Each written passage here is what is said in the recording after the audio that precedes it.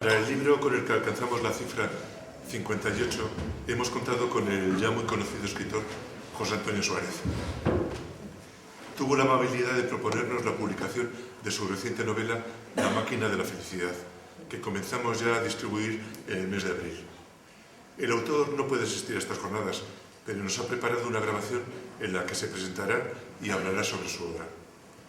Antes de ponernos con ella, permitidme unas breves palabras.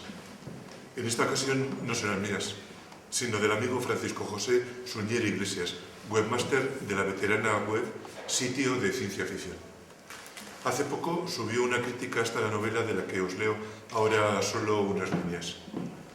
Una lástima que la industria del libro esté de capa caída porque José Antonio Suárez tiene oficio más que suficiente para tener un lugar más que destacado en ella.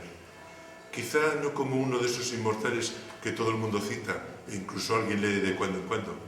Yo más bien le sitúo en primera línea de una potente industria del bestseller, o mejor dicho, literatura popular pata negra, de esa que ya no se hace, es decir, bien documentada, bien estructurada y competentemente redactada.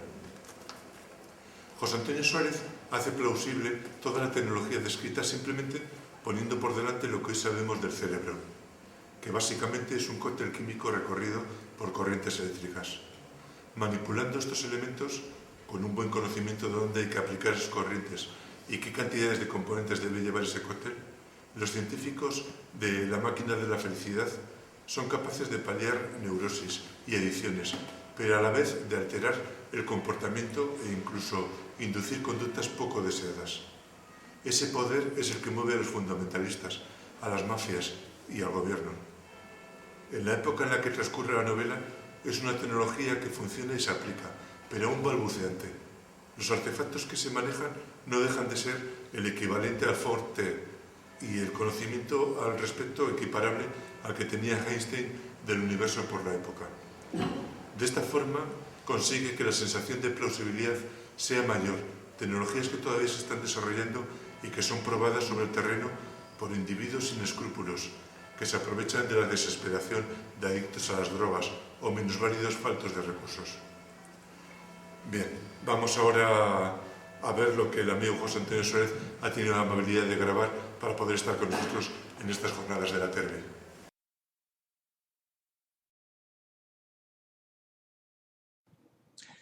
Hola amigos, es un placer presentaros mi último libro, La máquina de la felicidad, que es ya el tercero que publico en la colección Espiral de Juan José Aroz. Allá por el año 96 yo había escrito Núcleum, que ofrecía a varias editoriales sin ningún éxito. Había visitado mi primer Hispacón en Burjasot y allí estaba el stand de Juanjo, me acerqué a verlo. Juanjo, por aquel entonces, su línea editorial era publicar en Canutillo y se acababa de pasar al formato de libro impreso con la novela Inclinación 26 grados de Jorge Munse. La verdad es que tenía pocas esperanzas en que fuese a aceptarme la novela, porque además se daba la circunstancia de que Juanjo publicaba normalmente dos novelas cortas y Núcleum se salía un poco de la extensión que hasta entonces él publicaba. Pero vamos, la novela le gustó mucho y me la publicó y ya en el año 2003 con Peregrinos de Marte se la ofrecí sin reservas y me la publicó. Y con esta última, La máquina de la felicidad, pues también Juanjo ha sido mi primera opción. Es una colaboración que ya se extiende pues por ya unos 16 años, de la que estoy muy orgulloso. Juanjo fue el primer editor que confió en mí, me publicó un libro y le estoy muy agradecido. En cuanto a la temática de este libro que os presento, es totalmente diferente a los últimos que he publicado, como Tercera República o La mirada blanca, que aún siendo de género, pues están orientadas más en caso de Tercera República, a la política ficción y en La mirada blanca más al thriller.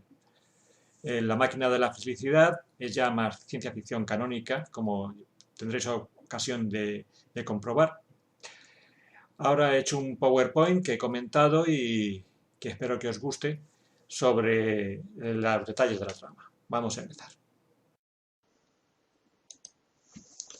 La inspiración de la máquina de la felicidad viene de un episodio de la serie House, en el que una paciente es sometida a una resonancia magnética y se descubre que es una psicópata. A partir de esa idea se me ocurrió estructurar una trama en la que la psicopatía, la falta de empatía hacia el resto de seres humanos, tuviese una importancia preponderante. Philip K. Dick es uno de los autores que más influencia ha tenido en mi obra y en su novela Sueñan los androides con ovejas eléctricas establece el test de Voigt-Kampff para descubrir a los androides, indistinguibles de los seres humanos. Solo se les puede identificar a través de las respuestas hacia ciertos estímulos emocionales. Para Dick, los androides eran una alegoría del nazismo, la despersonalización del ser humano en su estado más puro. Dick comenzó su carrera como un autor de novela generalista y acabó reconvertido en autor de ciencia ficción. En Blade Runner, el androide parece un ser humano, pero carece de algunas de las condiciones que lo califican como tal. Los psicópatas son seres que no sienten nada hacia el dolor ajeno.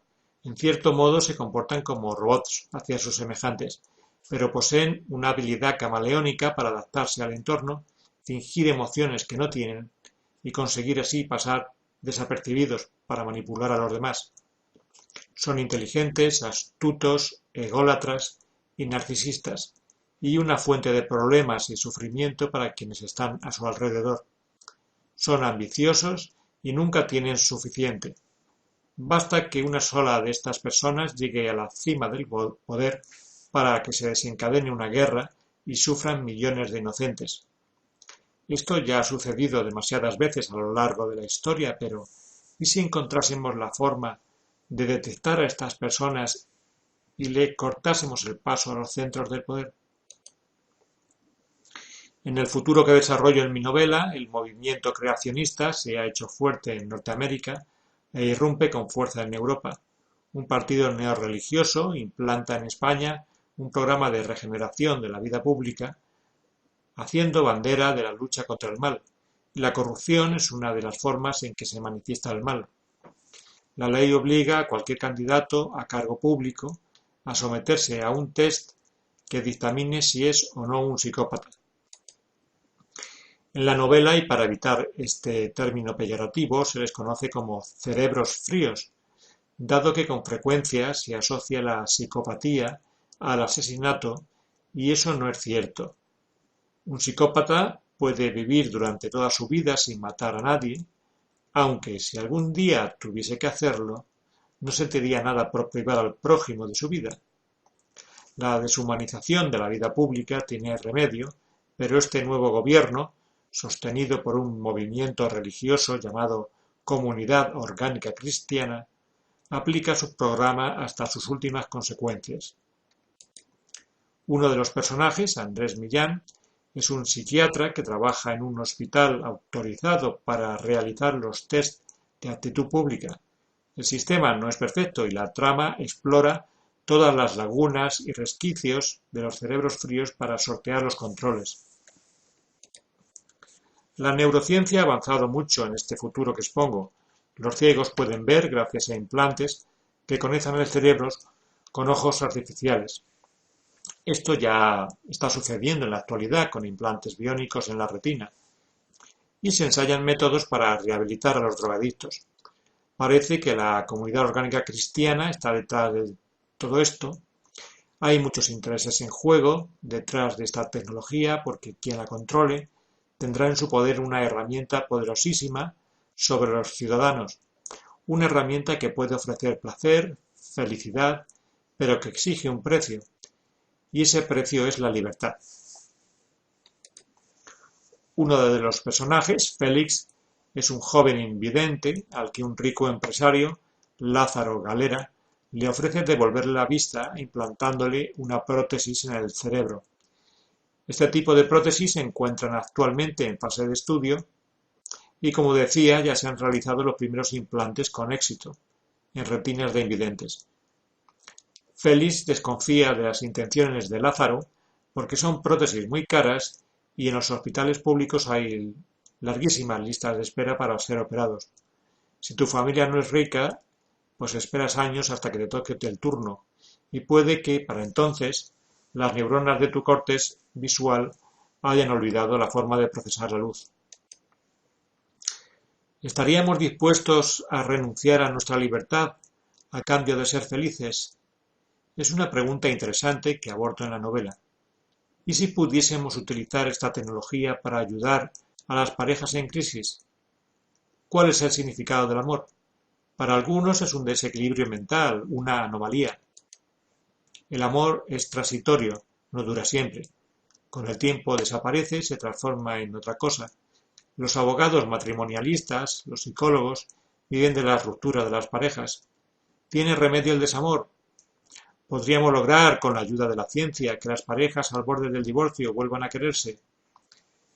Para el doctor Albino, otro de los personajes de la novela, es lícito hacerlo y además se convierte en un medio de vida para él.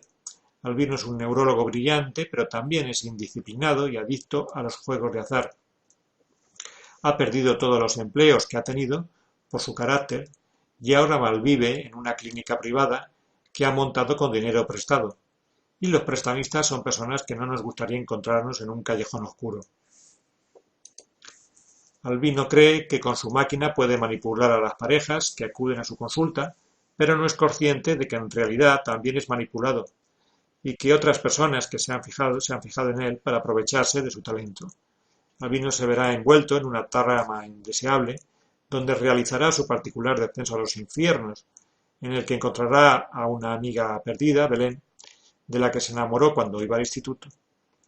Belén también ha sido atrapada en esta red de araña que manejan otros. Albino intentará ayudarla y sacarla del mundo tenebroso en el que ha caído. El totalitarismo es una idea que impregna toda la obra, en dos vertientes, la religiosa y la económica. En mi relato Dogmas, que no sé si alguno habéis leído, un científico encuentra pruebas de que en Marte existe vida microbiana, pero las autoridades, en manos de integristas religiosos, quieren impedir que esa revelación llegue a oídos de los ciudadanos, porque haría tambalear su sistema de creencias basada en la interpretación literal de la Biblia. La evolución está proscrita en las escuelas y una red de vigilancia mundial espía a los ciudadanos. Recuperé esta idea en la novela, pero dándole un enfoque distinto. ¿Y si los poderosos encontrasen la forma de hacernos creer lo que ellos desean? Es una idea que esbocé en clave de humor en mi novela Cristales de Fuego, donde una droga, el Epifan, es distribuida para manipular a los feligreses y recaudar mayores donativos. Cristales de Fuego pertenece a un ciclo de novelas que llamo El universo de la Confederación. En la primera de las novelas de este universo, Rebelión en Telura, la trama gira alrededor de los neuros, unos diminutos aparatos de tecnología punta que se introducen en el cerebro y sustituyen a las drogas. En La máquina de la felicidad expongo cómo comenzó todo. Es una idea que aparece con algunas variantes en otras obras mías, como Almas mortales o La luz del infinito. La neurotecnología es uno de los campos más prometedores que nos ofrece el futuro. Puede ayudar a mejorarnos como seres humanos, a incrementar nuestras capacidades intelectuales y a conseguir que seamos más felices. No hablo de que nos convirtamos en cyborgs, pero es un campo que ofrece enormes oportunidades y que, cuando la tecnología avance lo suficiente, alguien sacará provecho en su propio beneficio. La novela pivota alrededor de esta idea y expone tanto los usos beneficiosos para la sociedad, como lograr que las parejas se reconcilien y baje el número de divorcios, como en su lado oscuro, que aquí no voy a tratar para no desvelar la trama. ¿Es lícito buscar atajos en el camino a la felicidad? ¿Y si nos damos cuenta de que esos atajos conducen a un precipicio, estaríamos dispuestos a renunciar a nuestra libertad a cambio de ser felices? ¿Qué cualidades definen a un ser humano y por qué el mundo parece estar dominado por monstruos? ¿Cómo han llegado hasta ahí arriba? ¿Somos los ciudadanos ganado al que ordeñan para satisfacer sus intereses? La novela especula sobre la influencia de las corporaciones en nuestros hábitos de compra, hasta condicionar nuestra forma de pensar. Aun sin poder hablar mucho sobre este aspecto, para no desvelaros detalles de la trama, sí os diré que las compañías, como bien sabéis, tienen un apetito voraz por los datos, por conocer todo de nosotros y segmentar su mercado. Los anuncios, en la actualidad, no son todo lo efectivos que les gustaría, pero podría inventarse en el futuro una nueva forma de contemplar esos anuncios, una forma de dirigir al consumidor a que compre obedientemente y así maximizar beneficios. Controlar nuestros hábitos de consumo, incluso lo que debemos creer o a quién tenemos que votar, sería el santo grial de las corporaciones y los grupos de poder. Sería el inicio de un estado totalitario. Aunque la novela se aborda el tema con cierto toque de humor, no debemos descartar esta posibilidad como real en un futuro. Nuestro cerebro es una máquina biológica, funciona con química y electricidad. Descubrir los resortes que la hacen funcionar es el primer paso para controlar esa máquina. Si no podemos cambiar la realidad, sí podemos cambiar el modo en que la percibimos, y esa es la puerta para la transformación revolucionaria de la sociedad, cuyos límites apenas imaginamos. Esta no es una novela sobre política, pero sí trata de los efectos que produce sobre los ciudadanos las decisiones de aquellos que alcanzan la cima, el vértice de la pirámide alimenticia, una especie camaleónica que, aunque no son androides, sí tienen graves carencias afectivas, un gran vacío en su interior que tratan de llenar aprovechándose de los demás. Quizá haya llegado el momento de aplicar la tecnología en defensa de los ciudadanos y evitar así que estas personas lleguen a los consejos de administración de las empresas, de los bancos, de las administraciones públicas y con sus decisiones causen tanto dolor y sufrimiento. Es posible que en el futuro algún gobierno tenga la valentía de aplicar una de estas medidas que sugiero. Se evitarían guerras y se evitaría mucho dolor, pero de momento eso es ciencia ficción. Ahora os dejo con el libro, espero que os guste, os agradezco vuestra atención y os deseo que seáis felices, pero que lo hagáis sin trucos. Muchas gracias.